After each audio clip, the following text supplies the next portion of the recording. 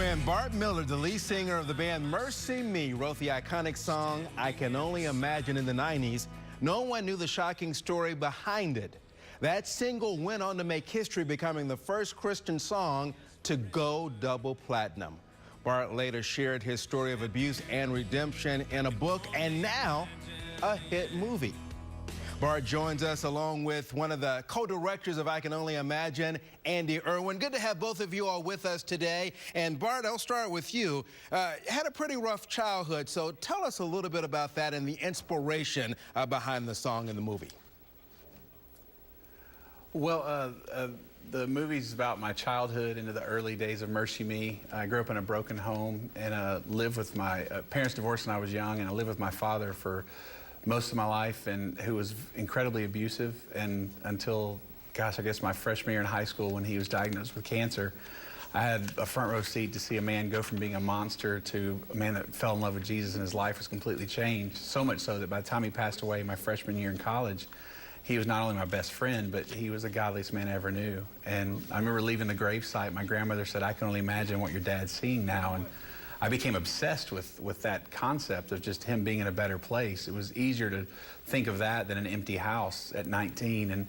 And so I used to write the phrase, "I can only imagine," everything I can get my hands on, thinking about him being in a better place. And a few years later, I'm in Mercy Me, and we're looking for one more song for an independent record, and I'm literally trying to find a blank page in one of my journals, and every page has "I can only imagine" or "imagine" written on it. And first I was frustrated, then I was like, okay, God, I get it, and wrote it in about 10 minutes, even though it had been in my heart for a while, and knew it was special to me, but I had no idea that 18, 19 years later, we'd be sitting here talking about a movie. So if you will tell me about seeing your life on screen, and who plays your dad in the movie? Dennis Quaid plays my dad, and knocks it out of the park. I think it's one of the best performances he's ever done, which says a lot, because I think my dad would have been proud, because Right Stuff was his favorite movie, and Dennis was one of his favorite actors. But you know, we were halfway through filming before we even casted the role, and they were trying to find the right guy. And man, when they landed on Dennis, it was definitely a godsend. So how is it seeing your life portrayed, and name drop a couple of the other folks in the movie? How is it seeing? It's weird. It's surreal. No one prepares you to watch your life played out on the big screen, and so you know, it's been about 8 years since we were first approached.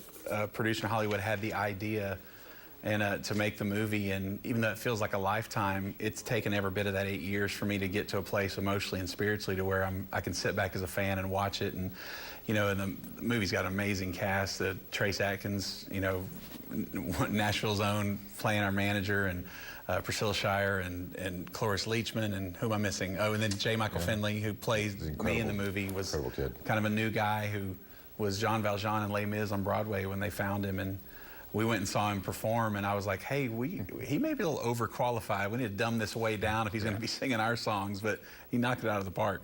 And Andy, what inspired you and your brother to get involved? And quickly, to talk about the success. Great opening weekend. Yeah, it's been a Cinderella story so far, but you know, it started here in Nashville at the Thoroughbred here in town. Theater. Invited Bart on a whim to see one of our other films, and he approached us afterwards and said, "I don't know if you know this, but there's a group of people that are developing my life story as a movie. Would love for you guys to consider directing." And I said, "I don't know if you know this, but somebody sent my brother and I the script this morning, and it was just meant to be." And so to see the story kind of come to life has been amazing. And then to kind of come full circle, we decided to pay you know, homage to Nashville, and we did the premiere here instead of Los Angeles. And so we made it a celebration of the power of a song. And so, you know, to see so many musicians and artists and songwriters and people in the industry show up to celebrate with us for the premiere, and then that's kind of transferred out to the country now. So what happened this weekend was just beyond our wildest dreams. You know, in a roundabout kind of turn of fate, it was just amazing to see what, you know, some studios said we wouldn't. We had, you know, probably 18,000 fans that would show up to see a movie about a song, and to show up just shy that number of Yeah. of 17 million was just amazing to see. Fantastic to see. They missed a couple zeros in there. Well, it's great to have both of y'all with us. Congratulations on the movie. I hope to get out to see it yourself. You need to be able to go out and check it out yourself. But thank both of you all for being with us today. Thank you so much. For our theater locations and more information on the movie, check out ICanOnlyImagine.com. And I find myself standing